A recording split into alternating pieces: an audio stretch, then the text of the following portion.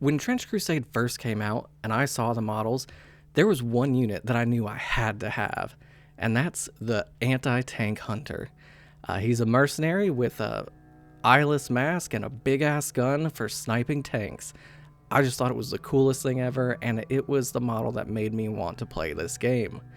Unfortunately, when we first started, he's a mercenary and he costs glory to add to your army. So my first few games of Trench Crusade, I didn't get to play with him, but now that our campaign has advanced a little bit and I have some glory to spend, we're finally adding him to my army, and I'm so excited to get this guy painted up and on the board.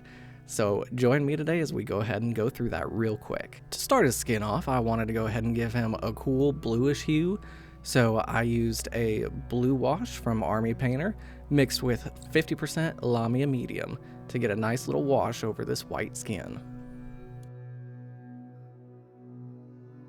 From there, I need to go ahead and rebase coat black all the armor pieces, because one of my favorite ways to do armor is to do a black base coat with the metallics dry brushed over. Now we just have to let them dry for a minute.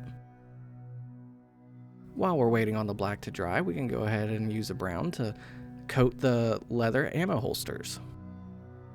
After that, I went ahead and picked out the metal bits with some lead belcher.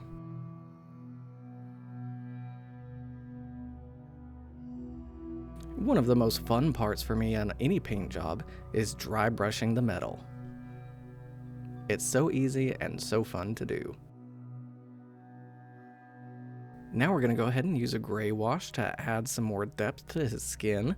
I do want him to look somewhat pale and a little undead, so we're going to kill the saturation of the blue some with this gray wash. It's also going to settle down into the recesses to give us some nice shading. Then something that I'm still learning how to do is applying this AK rust effect. Use an old brush because it is a nasty acrylic type paint, I believe.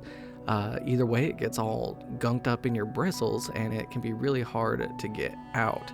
So just make sure you use an old brush for that. And then I went ahead and just kind of slathered it all over the places that I wanted it to be, especially trying to get it down into the little cracks and recesses. Once I got that all over the place, I went ahead and used this little makeup sponge to wipe off the excess to get it off the flat, more raised parts of the panels.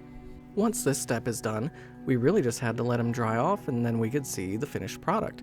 This was a quick, easy, and fun paint job. I really got this painted up in just one night, which was fantastic. It feels so good to get a model done in just a couple hours and have it ready to play that day. Can't wait to see you guys until the next one.